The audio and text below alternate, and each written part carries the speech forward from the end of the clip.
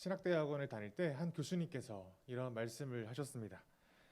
우리가 보통 영원한 하나님 나라라고 이야기를 할 때 이 영원이라는 개념을 잘못 이해하고 있다는 겁니다. 우리가 보통 영원하다라고 하면 저 과거 저 멀리 언젠가 아주 먼 과거부터 저 미래 아주 먼 미래, 그러니까 시간이 아주 먼 시간이다라고 우리가 상상을 한다는 거죠. 그런데 영원이라는 개념은 아주 긴 시간이라는 개념이 아니라 이 시간이라는 개념이 없어진 상태를 의미합니다. 사실 우리가 이 시간이 없다라고 상상을 해본 적이 없죠. 경험해 본 적이 없습니다. 우리는 항상 이 시간이라고 하는 어떠한 개념 속에서 갇혀 살게 되죠. 지금도 시간이 흐르고 있고 설교 시간도 시간이 안에 끝나야 되고, 제가 항상 시간 안에 못 끝나서 문제지만 영원처럼 느껴지지만 그 시간 안에 끝나고 시간의 제약을 받고 시간이 얼마나 걸리냐가 굉장히 중요하다는 거죠. 우리는 한 번도 시간이 없는 상태에 살아본 적이 없기 때문에 시간이 없다라고 하면 상상할 수가 없습니다.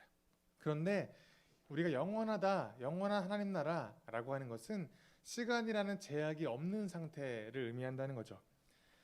우리가 보통 이 영원을 오해하다 보니까 영원한 하나님 나라 천국이라고 말하면, 설교를 하면 우리가 이렇게 생각을 합니다.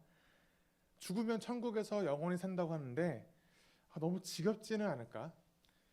어떻게 영원히 살아? 어떻게 영원히 한 곳에서만 살 수 있지? 라고 그렇게 오해를 한다는 거죠. 아마 여러분도 이런 생각 해보신 적 있으십니까? 제가 청년과 사역을 할 때 이런 질문들을 하는 청년들이 굉장히 많았습니다. 예수님 믿는다고 하지만 천국에는 가기 싫다는 겁니다. 왜냐하면 지금도 지겨운데 영원히 살아야 되는 게 자기에게는 감당할 수 없는 거라는 거죠. 이 몸을 가지고 이러한 삶을 가지고 영원히 살아야 돼? 라고 생각하니 그런 삶은 제가 바라지 않는다라고 이야기하는 청년들이, 솔직한 청년들이 있었습니다. 또한 우리가 비유적인 말씀이긴 하지만, 비유적인 표현이지만 이 땅을 살아가면서 이 시간이 영원과 같다라고 생각하는 때가 있죠. 바로 고난을 당할 때, 고통을 당할 때, 또는 간절한 기도의 응답을 기다릴 때 우리는 영원 같다, 영원한 것 같다, 이 시간이 끝나지 않는 것 같다라고 생각하는 시간이 있습니다. 왠지 나만 외면을 받는 것 같고, 하나님이 안 계신 것 같고, 하나님이 나를 떠나신 것 같고, 내 기도에 귀 기울이시지 않는 것 같은 그 상황, 이 초조하고 답답한 상황을 영원 같아, 영원히 지나는 것 같아, 이 고통이 영원히 끝나지 않을 것 같아 라고 비유적으로 표현하기도 합니다. 오늘 본문의 나오미와 룻도 이렇게 영원처럼 느껴지는 긴 기다림의 시간을 보내고 있습니다. 보통 이 당시에 이스라엘 지방에서 추수를 할 때 이 추수의 시간이 약 7주 정도 걸린다고 합니다. 이 룻이 보아스를 처음 만났을 때는 이 추수를 시작할 때였죠. 이 추수를 시작할 때 이삭을 줍기 위해 밭에 갔다가 보아스를 만났죠. 그때 룻은 이 보아스를 통하여서 헷세드를 경험하였고, 나오미는 룻의 이야기를 들을 때 이 보아스가 이 룻의 이 가문을 이어줄, 다시 말해서 집안간으로 우리를 맡아줄, 책임져줄 사람이라는 것을 그때 알게 됩니다. 이 세번역 성경에서 집안간으로서 우리를 맡아야 할 사람 또는 책임져야 할 사람이라고 번역된 이 말씀은 우리가 보통 좀 익숙한 개역개정에서는 기업 물을 자라고 번역되었던 그 표현입니다. 이 히브리어로 이 단어는 고엘이라고 표현을 하는데, 이 고엘법이 있었습니다. 고엘법. 이 고엘법은 무엇이냐면 아들이 없는 상태에서 과부가 된 여자를 다시 회복시켜주는 하나님의 사랑의 법이었습니다. 지난주에 말씀드렸는데 이 이스라엘 지방에서 가장 최빈층, 최약층은 객과 고아와 과부였습니다.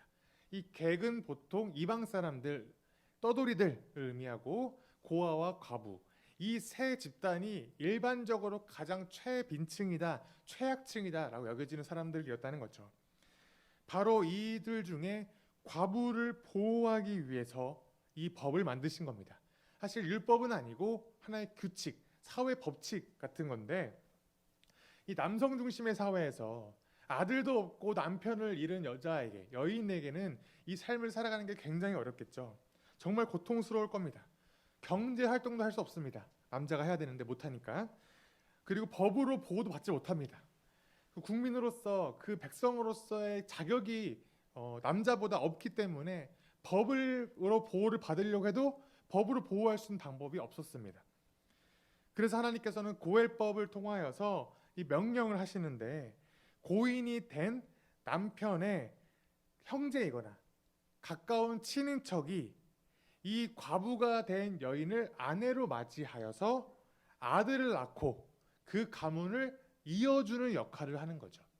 이 가정에 남자가 없기 때문에 문제가 생겼습니다. 그래서 이 형제나 친인척이 이 과부와 다시 재혼을 하여서 아들을 낳아줌으로써 그 집안 가운데 아들이 생기고, 그래서 그 아들을 통하여서 경제적 활동도 할 수 있게 하고 법적인 보호도 받을 수 있게 해주는 것이 바로 이 고엘법이다라는 거죠. 지금의 문화와 지금의 상식으로 생각하면 굉장히 비인격적이다, 비상식적이다라고 생각하실 수도 있습니다. 하지만 이 당시에는 이 과부를 보호할 수 있는 법이 없었습니다. 유일한 법이었습니다. 이 방법밖에 없었기에 이 방법을 통하여서 과부를 지킬 수 있는 방법이었다는 거죠. 다시 그 가문을 살려주고 재산을 보호해주고 정상적인 일반적인 삶을 영위할 수 있도록 했던 방법이기 때문에 이 고엘은 사랑의 법이라는 거죠.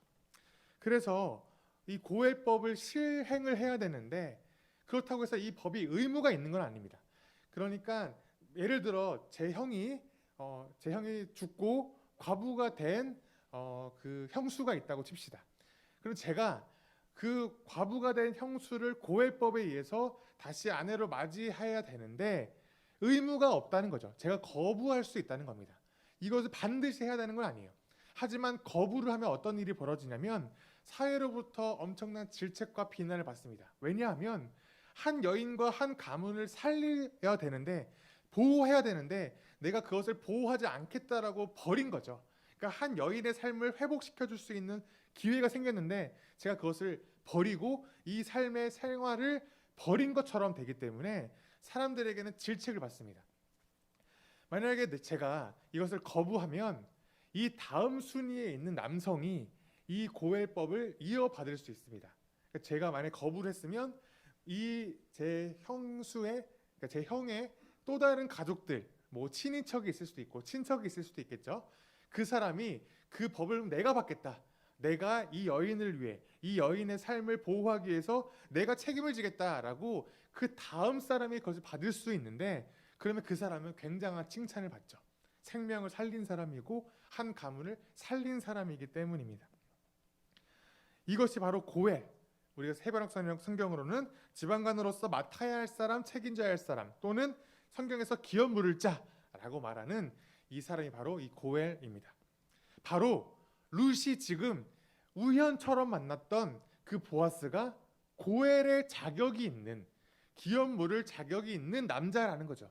그러니 나오미로서는 굉장히 기대를 할 수밖에 없는 겁니다.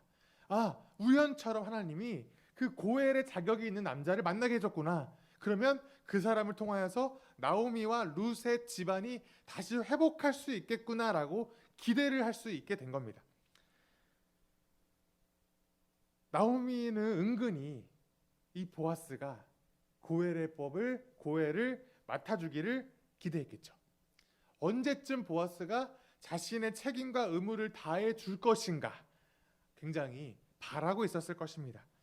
그런데 아무 일도 일어나지 않습니다. 2장 23절 말씀을 읽어보면 제가 읽겠습니다. 그리하여 룻은 보리 거두기뿐만 아니라 밀 거두기가 끝날 때까지도 보아스 집안의 젊은 여자들을 바싹 따라다니면서 이삭을 주었다.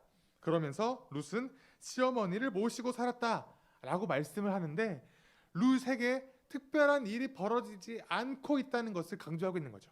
보리 거두기가 끝날 뿐만 아니라 밀까지 거두기를 끝날 때까지 룻은 그냥 이삭을 주우면서 시어머니와 살고 있었다. 제가 아까 이 기간이 약 7주 정도 걸린다, 일반적으로 7주 정도 걸린다라고 말씀드렸는데, 다시 생각하면 보아스를 만난 이후로 7주가 지나도 아무 일이 일어나지 않는 겁니다.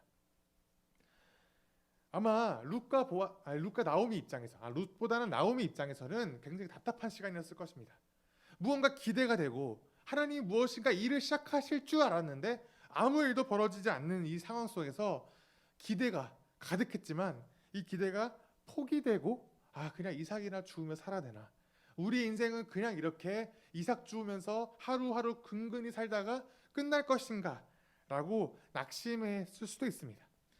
하지만 나오미는 그렇지 않고 무언가 일을 해야겠다, 시도라도 해봐야 되겠다라고 결심을 하게 된 거죠. 그래서 오늘 함께 나누게 될 말씀, 룻기 3장과 4장 말씀이 시작을 하는 겁니다. 3장 1절 말씀을 보면 시어머니 나오미가 룻에게 말하였다. 얘야, 내가 행복하게 살만한 안락한 가정을 내가 찾아보아야 하겠다. 나오미가 무언가 해봐야 되겠다, 시도를 해봐야겠다라고 이야기를 한 거죠. 가만히 있을 수 없는 나오미가 대화를 하는 겁니다. 이 표현, 이 얘야라고 시작하면서 말하는 이 표현에서 흥미로운 단어가 등장하는데 바로 안락한 가정을 찾아보겠다라는 겁니다. 사실 이 안락한 가정을 찾아보겠다라는 이 단어는 원래 뜻은요, 휴식처를 찾아보겠다라는 뜻입니다. 휴식처를 찾아보겠다. 이 단어는 사사기에서 단 한 번도 등장하지 않았던 안식이라는 단어입니다. 안식을 찾아보겠다는 뜻인 거죠. 안식의 땅에 들어왔지만 안식을 한 번도 경험해 보지 못했던 이 이스라엘 백성의 이 사사기의 시절 속에서 이 사사기 시대를 살아가는 나오미와 룻이 결심을 한 것이 바로 안식을 찾아보겠다라고 스스로 결심을 한 겁니다. 이 안식이라는 표현을 일부러 사용함으로써 굉장히 단순히 그냥 먹고 살 일을 찾아보겠다, 안락한 노후를 찾아보자, 그냥 행복해보자, 우리 결혼해야지 뭐 라고 하는 정도가 아니라 무언가 의미심장한 단어를 쓴 겁니다. 안식이 없는 세상 속에 왠지 안식을 찾아보자 라고 말을 한 거죠. 나오미는 이제 룻에게 구체적인 지시를 합니다.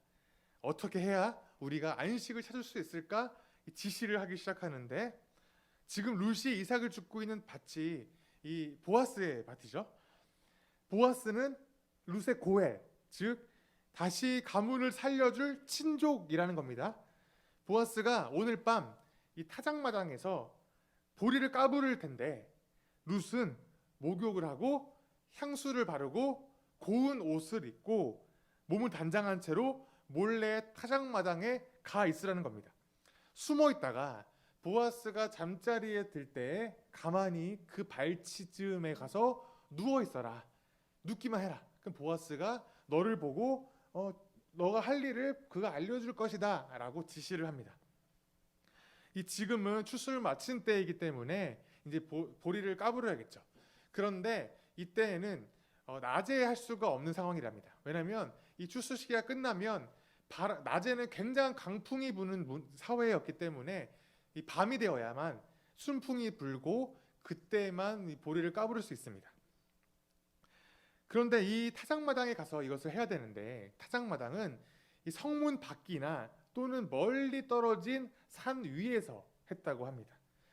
이때에는 여자가 등장하지 못하고 여자는 그곳에 가지 못하고 남성만 가서 그 일을 한다고 하니 이 룻이 예쁘게 단장을 하고 이 타작마당에 가 있으면 위험할 수 있는 거죠. 사람들에게 오해를 받을 수 있습니다. 어떤 오해냐면 젊은 과부가 이 밭의 주인인 이 나이가 많은 사람, 이 보아스가 나이가 굉장히 많을 거라고 예상하고 있습니다. 왜냐하면 나중에 이 룻에게 내 딸아라고 표현을 하거든요. 그러니까 굉장히 나이가 많은 이 밭의 이 재벌 할아버지까지는 아니어도 나이가 많은 할아버지 같은 사람이 있는데, 젊은 과부가 이 사람이 있는 밭에 몰래 가서 그곳에 숨어 있는 것을 들키면 오해를 받을 수 있습니다. 당연한 오해를 받겠죠. 이 과부가 인생을 펴보겠다라고 이 나이 많은 남자를 꼬셔서 그 사람과 어떻게 해보려고 하는 것이 아닌가라고 사회에서 그 룻에게 오해를 할 수 있는, 충분한 오해를 할 수 있는 상황이죠. 문란한 짓을 하는 것이다 라고 비난을 받을 것입니다. 그러니 몰래 숨어 있다가 아무도 없는 한밤중에 잘 때 몰래 가서 이 대담하지만 위험한 일을 하라라고 지시를 하고 있는 거죠. 이 성경을 읽는 우리 입장에서도 굉장히 조마조마한 상황입니다. 이 젊은 과부가 이런 일을 하는 것이 정상적으로 보이지는 않죠. 굉장히 우리가 보기에도 조금은 민망한 상황이 벌어질 수 있는 상황이기에 굉장히 조마조마할 수밖에 없죠. 어떻게 보면 우리 입장에서도 어떻게 이 망측한 일을 시킬 수 있는가, 이 시어머니가 과부 며느리에게 너무 망측한 일을 시키는 거 아닌가라고 생각하실 수도 있습니다.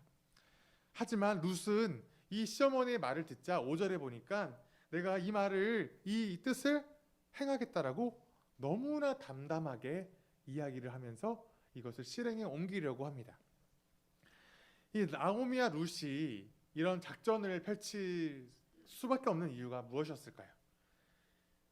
인생 한번 펴보자, 늙은 남자 꼬셔서 재산을 탈취해보자라고 한 것일까요? 당연히 아니죠.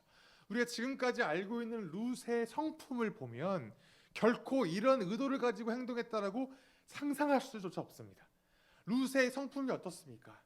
시어머니를 따라 재혼할 수도 있는데 자신의 민족에게 자신의 그 고향에서 재혼을 하고 다시 살 수 있는데도 불구하고 이 룻은 시어머니를 보호하고 함께 살기 위해서 헤세드를 베푼 여인 아닙니까? 이 룻이 지금 와서 먹고 살기 힘드니 갑자기 생각을 바꿔서 그래 한번 인생 펴보자라고 생각할 리가 없는 그런 여인 아닙니까? 우리가 이 나오미의 지시 있죠. 룻에게 어떻게 하여라라고 하는 이 지시를 통하여 사실 우리는 진짜 의미를 발견할 수 있는데 세 가지를 준비하라고 했습니다. 목욕을 하고 향수를 바르고 고운 옷으로 몸을 단장하는 행위를 하라라고 말했죠. 이 세 가지는 굉장히 평범하지 않는 행위입니다. 왜냐하면 이 물이 풍족하지 않은 이 이스라엘에서 목욕을 하는 문화는 굉장히 흔하지 않은 문화였다고 합니다. 우리가 이제서야 상수도 하수도가 발달되었으니 우리가 매일매일 목욕을 하지만 사실 이 과거에는 매일 목욕을 하는 것은 말이 안 되는 상황이었죠. 목욕은 굉장한 특별한 일이 있을 때만 했던 것이고 게다가 향수를 바르고 몸을 단장한다. 이것은 이스라엘에서 굉장히 중요한 예식을 할 때 했던 이 세 가지의 세트입니다. 사무엘하 12장 20절에서는요. 다윗이 밧세바를 범한 후에 낳은 아들이 죽었을 때 그가 회개하고 울부짖고 금식하다가 하나님의 용서와 회복을 경험할 때 그때 목욕을 하고 향수를 바르고 옷을 단장하여서 하나님의 그 약속 회복을 찬양하며 예배를 드렸습니다. 에스겔 16장 9절 10절에서는 결혼을 준비하는 자가 보였던 행동이 이 세 가지의 행동입니다. 다시 말해 나오미가 룻에게 이야기했던 행동은 이 지시는 무엇이냐면 청혼을 준비하라는 겁니다. 무언가 문란한 짓을 하여서 적극적으로 행동하라는 것이 아니라 정중하게 청혼을 하여라. 보아스가 사실 먼저 해줬으면 좋았겠지만 보아스는 그럴 수 없죠. 보아스 입장에서 할 수 있겠습니까? 사실 보아스의 입장에 순수한 마음으로서는 이 과부인 젊은 여자를 보호해주고 그 삶을 영위하도록 도와주는 것이 그의 의무였지 무턱대고 청혼을 하여서 그를 아내로 맞이하는 것은 사실 보아스의 입장에서도 옳지 않은 일이죠. 그러니 룻이 그에게 정중히 청혼을 하라는 겁니다. 청혼의 의사를 보여주어라. 그렇게 단장하고 가만히 가서 있어라. 청혼의 의사를 보여주어라입니다. 그리고 이 모든 일을 지시할 때 나오미가 룻에게 어떻게 얘기하냐면 3장 1절 중반절에 보니까 얘야라고 부르죠. 이것은 사실 내 딸아라는 표현입니다. 원어를 보면 내 딸아라고 부른 겁니다.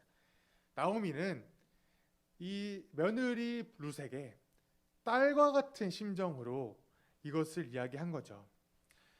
딸과 같은 마음으로 이런 일을 하여라 라고 하는 이 나오미의 심정이 어떻겠습니까?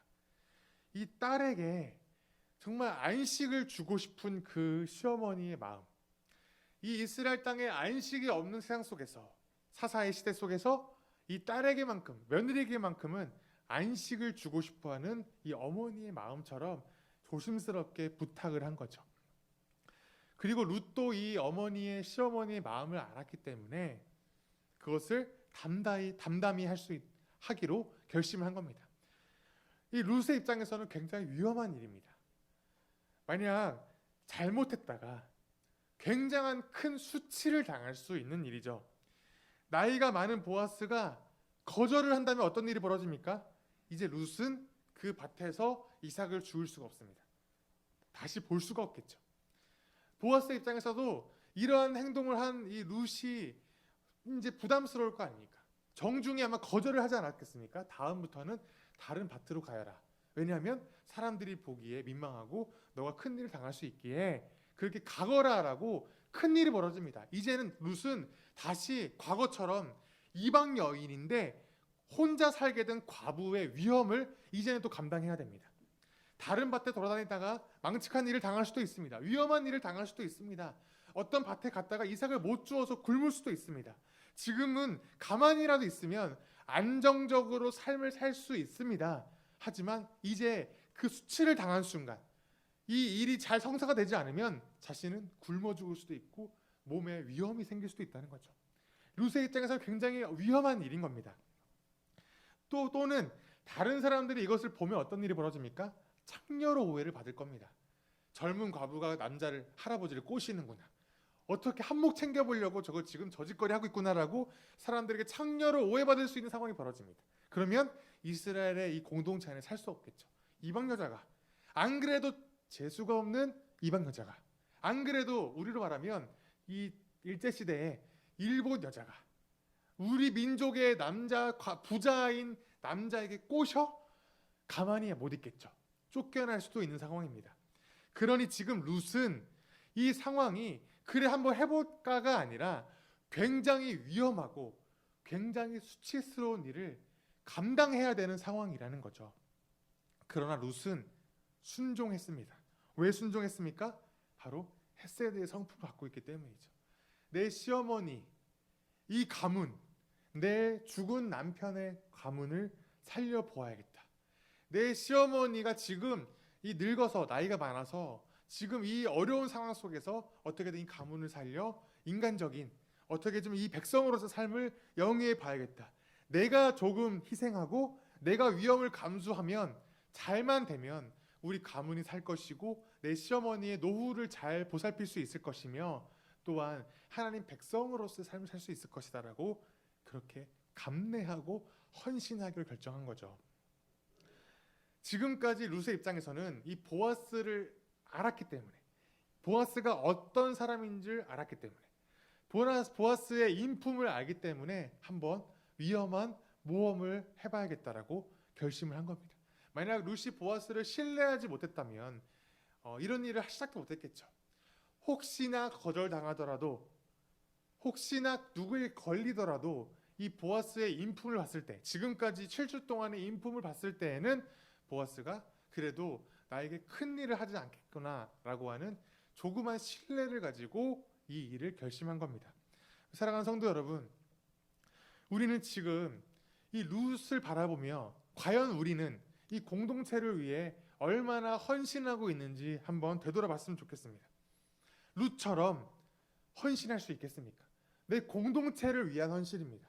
나 하나 잘 먹고 잘 살아보자, 한번 대박 나보자가 아니라 정말 내가 위험을 감수하고 이 공동체, 나와 시어머니의 공동체를 살리기 위해서 위험을 감수하는 이것처럼 과연 우리는 이 우리의 공동체를 위해서 어떻게 하고 계십니까? 나의 입신양면이나 또는 나의 재산을 보호하는 일에는, 우리가 정말 내 명예를 보호하는 일에는 정말 갖은 수를 써서 달려드는 사람들은 아닙니까? 누가 나의 재산을 위협하거나 누가 나의 명예를 떨어뜨리는 일을 하려고 하면 설교 중에 이런 말 죄송하지만 획가닥합니다.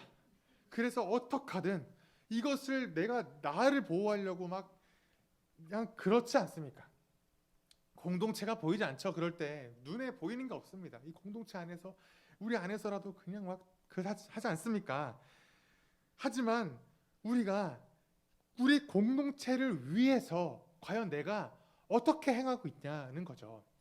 때로는 수치를 당할 수 있습니다. 예를 들어 전도를 한다고 하더라도 전도할 때 우리가 전도하기 왜 두렵습니까? 수치스럽지 않습니까? 나를 거절하고 거절당하고 때로는 전도지를 건네주었는데 내 앞에서 버리기도 하고 욕을 하고 화를 내기도 하고 이런 전도를 할 때 당할 수치 때문에 우리 전도 안 하지 않습니까? 제가 이 대학생 때 잠시 CCC라고 하는 선교단체에서 활동을 했었습니다. 그때 가장 먼저 배우는 게 뭐냐면 전도하는 법을 배웁니다. CCC의 목적은 전도라서 여러분 아마 아실 거예요. 사형리라고 하는 조그만 이 책자를 가지고 전도를 하도록 시키는데, 보통 우리가 하는 것처럼 이 전도지 나눠주면서 예수 믿으세요, 교회 다니세요가 아니라 이 책자를 읽어줘야 되는 거예요.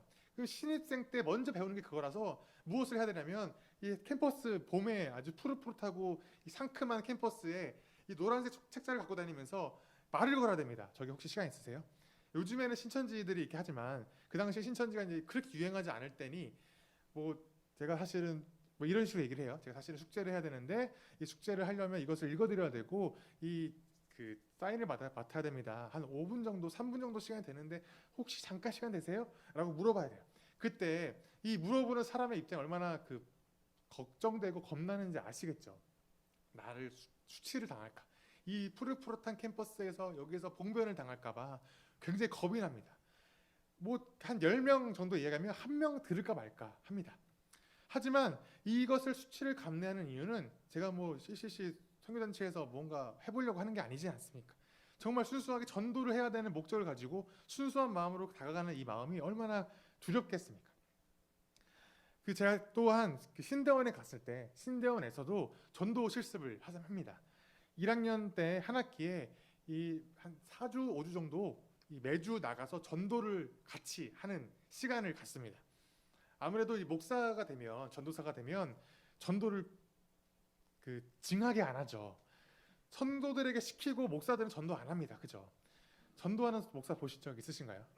거의 대부분 뒤에 가서 이렇게 근엄하게 앉아서 커피를 마시며 이 천막에 앉아서 지켜보죠. 나 갔다 오시라. 그럼 기도만 해주고 갔다 오시면 칭찬만 해주고 끝나죠. 설교만 하지 않습니까? 그래서 이제 그것 때문에라도 신대원에서 훈련을 시킵니다. 네가 가서 해라. 그러면 제가 이제 가보면 저는 그나마 CCC에서 이 수많은 거절과 수많은 수치들을 이미 당했던 사람이기 때문에 겁이 없어졌습니다.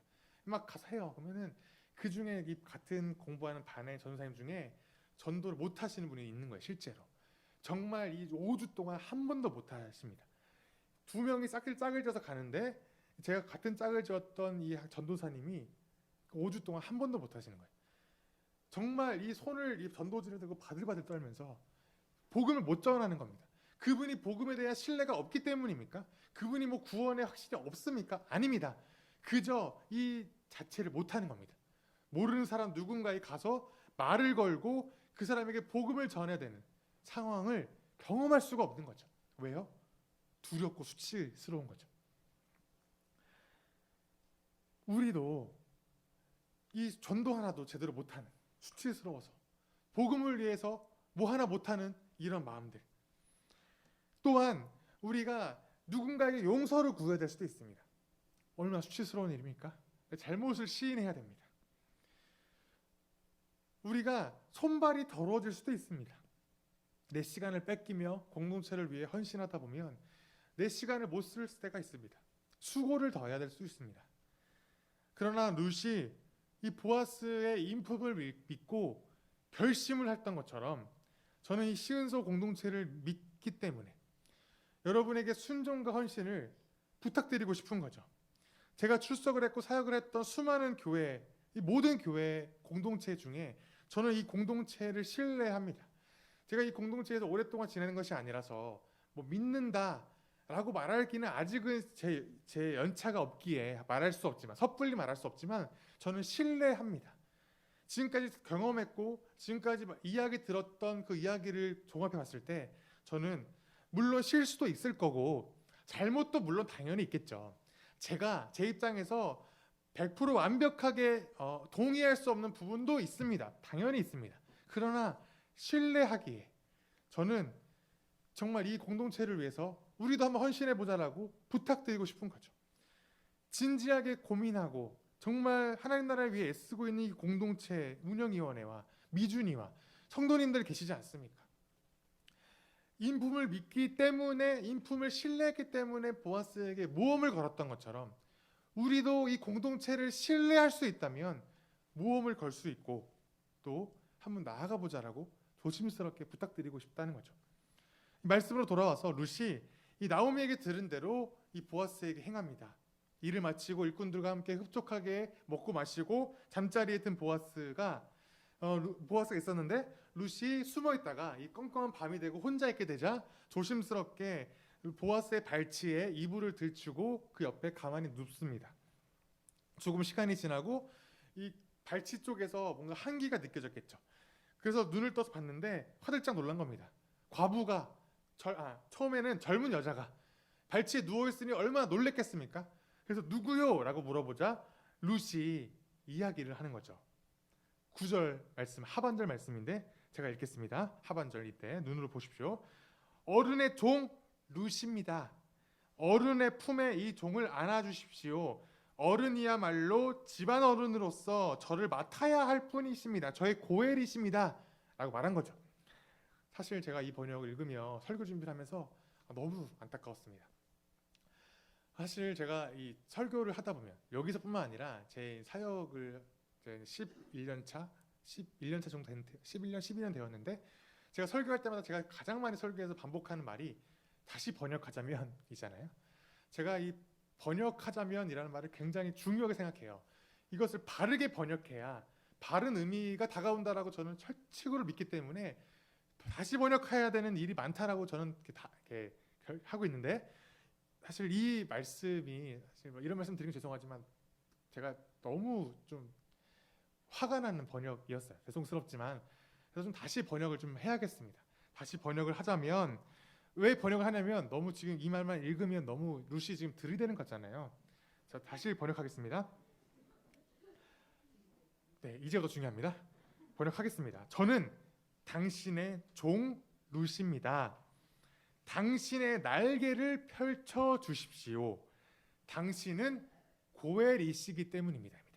자, 다시 말해서 지금 룻이 뭐라고 했냐면 당신의 날개를 펼쳐 주십시오입니다.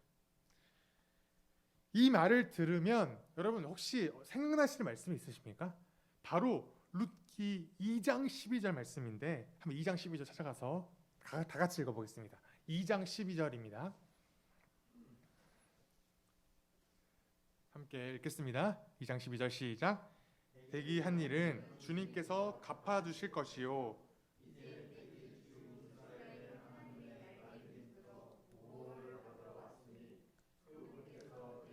넉넉히 갚아주실 것이요. 아멘. 2장 12절에서 말했던 이 말은 뭐냐면 몇 달 전에 이 룻이 이 보아스가 만났을 때 보아스가 룻에게 한 말입니다. 룻이 이 이스라엘에 온 것은 나오미 하나님이 나의 하나님이 되어야겠다. 나오미 백성이 나의 백성이 되어야겠다라는 결심으로 이 결단을 가지고 자신의 고향과 자신의 가족들을 버리고 이 시어머니에게 온 것이 아닙니까? 이 룻의 입장에서는 어떤 입장이냐면 단지 시어머니 따라가겠다는 한 가지 목적이 아니라 그 의미에는 내면에는 내가 시어머니처럼 이스라엘 백성, 하나님의 백성이 되고자 하는 그 결단이 있었기 때문에 지금 룻이 이스라엘로 온 거 아닙니까? 그 보아스는 룻의 마음을 알았기 때문에 이렇게 얘기하는 겁니다. 이 주님의 날개, 여호와의 날개가 너를 덮어주길 원한다. 왜냐하면 출애굽기와 신명기에서 여호와 하나님께서 이스라엘 백성에게 말씀하시기를 내가 너를 애굽 땅 이집트에서 너를 건져내어 이 독수리 날개 위에 너를 태워서 너를 이 안식의 땅으로 보내주었다. 또한 이 나중에 선지서 말씀에서 나오겠지만 너를 날개로 품어 어미새가 아기 새를 품듯이 날개로 품어 너희를 보호하였다라고 하신 말씀이 있기 때문에 보아스는 지금 이 표현을 한 겁니다. 너가 하나님 백성이 되고자 하여서 이곳에 온 것은 하나님 백성으로서 하나님의 그 사랑을 받는 백성으로 되고자 하는 결단이었기 때문에 출애굽기 말씀처럼 하나님의 날개가 너를 보호해줄 것이다 라고 축복해 준 거죠. 바로 룻은 보아스에게 이 말씀을 다시금 인용하여서 말을 하는 겁니다. 당신이 나에게 이 날개로 보호를 받을 것이라고 축복해 주지 않았습니까? 바로 그 날개가 당신이 되길 원합니다 라고 말했다는 거죠. 당신을 통하여 내가 하나님의 백성이 되고자 했던 그 열정과 그 열망을 실현시키는 것을 당신을 통해서 실현받고 싶습니다. 하나님께서 나를 날개 밑으로 보호해 주실 것이라면 당신을 통하여서 나를 보호해 주시기를 내가 청합니다라고 이야기를 한 거라는 거죠. 바로 이 룻은 완곡하게 청혼을 한 것인데 바로 하나님의 은혜를 당신을 통해 입고 싶습니다라고 청혼을 한 겁니다. 또한 당신을 고엘이시지 않습니까? 라고 얘기한 거죠. 당신에게 책임이 있습니다. 의무는 아니지만 책임이 있는 자라면 법적으로도 문제가 없기 때문에, 절차상으로도 문제가 없기 때문에 당신이라면 하실 수 있습니다. 그러니 저를 보호해 주시고 품어 주시고 하나님의 백성의 은혜를 누리게 해 주십시오라고 부탁한 거라는 거죠. 무례하게 꼬신 게 아닙니다. 정말 이 말씀과 또 하나님의 은혜를 구한 채 그렇게 겸손히 청혼한 것이죠. 바로 보아스는 이 룻의 말을 들었기 때문에 룻의 이 말을 승낙을 해주는 겁니다. 단지 어르신 나를 품어주세요 라고 했더라면, 보아스의 인품이라면 거절했을 겁니다. 이러지 마십시오라고 했겠죠. 당연히 이게 우리가 이해하고 있는 보아스 아닙니까? 하지만 이러한 룻의 간곡한 요청에 보아스가 결심을 한 거죠. 그래, 내가 헤세드를 통하여 이미 이렇게 헤세드를 베풀 수 있는 여인을, 한 가문을 내가 보호해 줘야 되겠다. 내가 그를 책임져 줘야겠다고 결정을 한 겁니다. 3장 10절과 11절. 보아스가 룻에게 말하였다. 이봐요, 룻, 그대는 주님께 복받을 여인이요, 가난하든 부유하든 젊은 남자를 따라가직한데 그렇게 하지 않으니 지금 그대가 보여준 갸륵한 마음씨는 이제까지보다 더 값진 것이요. 이제부터는 걱정하지 마시오, 룻. 그대가 바라는 것이라면 무엇이든지 다 들어주겠소. 그대가 정숙한 여인이라는 것은 온 마을 사람이 다 알고 있어. 이 10절에서 갸륵한 마음은 원어로 헤세드입니다. 당신이 지금 하고 있는 이 행위가 헤세드라는 거예요. 단지 나랑 결혼하고 싶은 게 아니라 정말 가문을 살리고자 하는, 정말 하나님 백성으로서 나와 나오미가, 룻과 나오미가 정말 보호를 받아 하나님 백성으로서 가문을 살리며 함께 살고자 하는 그 마음, 그 위험함, 그 헌신이 헤세드였다. 알고 있다. 그리고 이 지금 말하는 헤세드는, 헌신하고 위험을 감수한 이 헤세드는 과거에 당신이 했던 헤세드보다 더 값지다. 그러니 내가 당신의 말을 들어 이 고엘의 의무를 다하겠다라고 말을 한 겁니다. 그렇지만 문제가 생깁니다. 순조롭게 진행되지 않습니다. 왜냐하면 보아스는 룻의 이 고엘의 의무, 책임을 가진 사람의 우선순위가 아니었기 때문입니다. 진짜 우선순위가 따로 있는 겁니다. 그 사람이 먼저 내가 고엘을 행하겠다라고 말하면 보아스는 아무 일도 할 수 없는 상황이기 때문에 문제가 생긴 거죠. 룻에게 말하는 겁니다. 다른 우선순위 있는 사람이 있는데 그 사람이 고엘을 행한다면, 당신을 책임져 주겠다고 말한다면 그 사람이 책임져 줄 테니 나는 빠지겠다. 그런데 그 사람이 그 책임의 의무를 다하지 않는다면 내가 당신에게 의무적으로 정말 최선을 다하여 이 일을 감당하겠다라고 하나님께 맹세를 합니다. 룻기 4장에 가면 결국 이 보아스가 이제서야 자신의 고엘의 의무를 다하기 위해서 이 일을 하는, 이 열심을 다하는 일이 4장부터 쭉 이어집니다. 4장에 가면 이 우선순위가 있는 사람을 만나서 설득을 하죠. 당신 이 룻의 이 고엘의 의무를 행하겠습니까? 그런데 이 사람이 이 룻의 고엘의 의무를 행하기가 싫어, 꺼림직해지는 겁니다. 말로는 하겠습니다라고 하는데 내가 룻의 모든 인생을 책임져야 되고 게다가 돈까지, 내 재산을 다 재산까지 내놓아서 이 가문을 살려야 되는 것, 그것까지 못하겠습니다라고 하자 보아스가 그제서야 그러면 이 고엘의 의무를 내가 하겠습니다라고 말을 하고 이 책임을 다하고 사람들에게 공증을 받고 모든 사람에게 이것을 확인시켜준 뒤로 정상적인 절차를 밟아 이 일을 행하게 됩니다. 결국은 이 보아스가 이후에 열심히 노력하여서 룻의 고엘의 의무를 감당하기로 한 거죠. 결국 룻은 회복을 경험하죠. 자신의 가문이 살고 자신의 인생이 사는 회복을 경험하게 됩니다.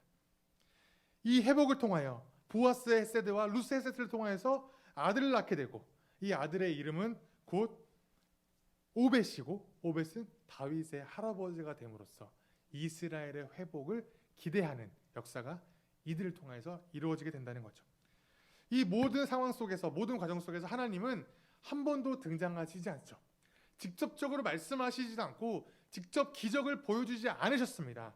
그러나 하나님은 이들의 인생을 통하여, 룻과 나오미와 보아스를 통하여 하나님은 역사하셨습니다.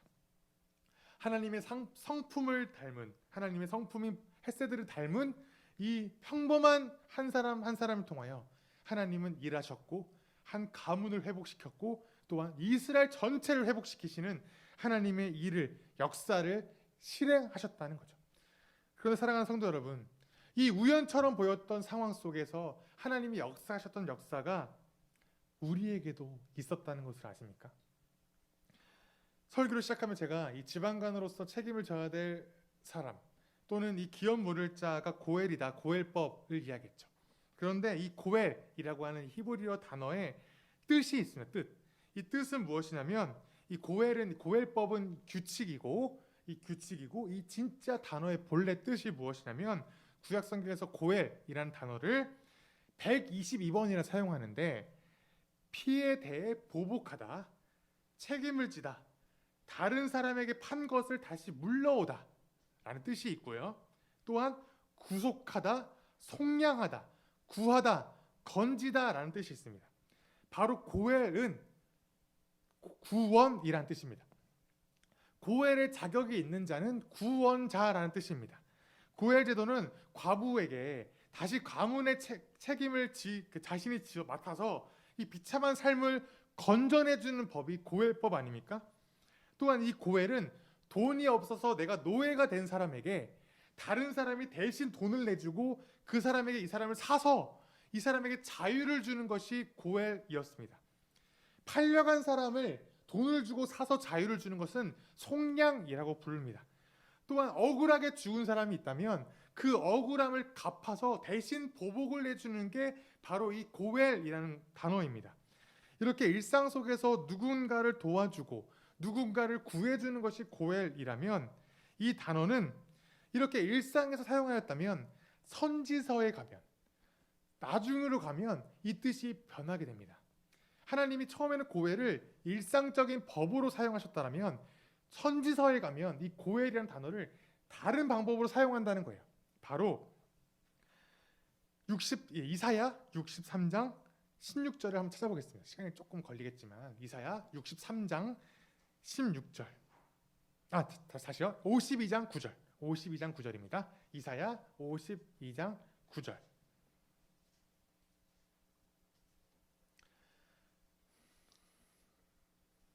(52장 9절을) 함께 읽도록 하겠습니다. 함께 읽겠습니다. 시작. 너희 예루살렘의 황폐한 곳들아, 함성을 터뜨려라. 함께 기뻐 외쳐라. 주님께서 당신의 백성을 위로하셨고 예루살렘을 속량하셨다, 고엘하셨다 라고 외쳐라라고 찬양을 하는 겁니다. 이 멸망한 이스라엘, 죄악으로 말미암아 멸망한 이스라엘을 구원하시겠다, 속량하시겠다, 하나님이 그렇게 하실 것이다 라고 외쳐라, 찬양하라, 기뻐하라 라고 고엘하실 것을 기뻐하라는 뜻이죠. 이번엔 63장 16절, 이사야 63장 16절 말씀입니다. 함께 읽겠습니다. 63장 16절 시작. 주님께서는 우리의 아버지이십니다. 아브라함은 우리를 모르고 이스라엘은 우리를 인정하지 않는다 하여도 오직 주 하나님은 우리의 아버지이십니다. 옛적부터 주님의 이름은 우리의 속량자이십니다. 여호와 하나님의 이름은 고엘이시다라고 외치는 겁니다. 바로 여호와 하나님께서 고엘이십니다라고 우리를 구속해 주시는 구속자이십니다. 우리의 속량자이십니다라고 외친다는 거죠. 하나님이 스스로가 고엘이 되어주겠다라고 말씀하셨다는 거죠. 그리고 이렇게 누군가에게 종으로 팔려갔지만 대신 대가를 주고 이 사람을 사서, 돈을 주고 사서 자유를 주는 이 속량의 역사가 실현되었습니다. 한 군데 더 보겠습니다. 갈라디아서입니다. 갈라디아서 3장 13절. 신약 갈라디아서 3장 13절.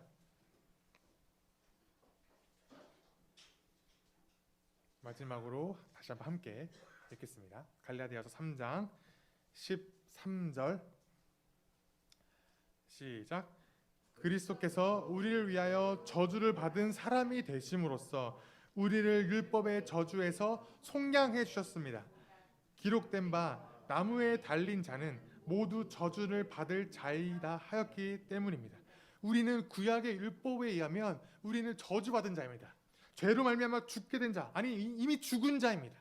더 이상 아무런 소망이 없는 그저 영원한 죽음으로 끌려가야 되는 죽은 자입니다. 뭐 죽게 될 것이다, 우리는 죽을 것입니다가 아니라 이미 죽은 자였고 이미 소망도 없는 자였고 이미 우리는 확실하게 영원한 죽음으로 달려갈 수밖에 없는 자였지만 이렇게 소망도 없는 자에게 예수 그리스도께서 율법에 나온 대로 스스로 저주를 받으신 겁니다.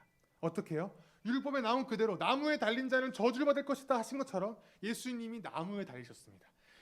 나무 십자가에 달리심으로써 저주를 받으시고 그가 우리를 뭐 해주셨습니까? 속량해 주셨습니다. 고엘해 주셨다는 겁니다. 예수 그리스도께서 우리의 고엘이 되어주시고 우리에게 영원한 생명을 허락하셨다는 거죠. 바로 우리가 그 고엘의 은혜를 받은 자입니다. 나오미처럼 텅 빈 자였지만 그리스도를 알미암아 채움을 받은 자가 되었습니다. 아무런 소망이 없는 자였지만 그리스도가 우리의 소망이 되어주셨습니다. 그리고 다윗의 자손 예수 그리스도께서 우리의 왕이 되어주셔서 지금도 하나님의 보좌 우편에 앉으셔서 그 발 아래 우리를 두시고 우리를 다스리고 계십니다. 어떻게 다스리시냐면 우리를 교회 공동체로 부르셔서 우리로 하여금 왕 대신 그리스도의 통치를 세상 가운데 펼칠 수 있도록 우리 가운데 실현할 수 있도록 우리를 부르셨다는 거죠. 제가 읽겠습니다. 에베소서 1장 23절인데 교회는 그리스도의 몸이요 만물 안에서 만물을 충만하게 하시는 그 충만함입니다. 교회가 곧 예수 그리스도의 충만함이며 우리는 예수 그리스도의 충만함을 받은 그 그리스도의 몸으로서 우리가 이제는 이 일을 세상 가운데 실현할 수 있게 되었다는 거죠. 사랑하는 성도 여러분, 교회가 되신 성도 여러분, 그리스도로 충만하십니까? 그리스도만으로 충분하십니까? 하나님의 날개 아래 품으신 그 사랑만으로 만족하신 충만한 교회가 되기를 축복하고 소망합니다.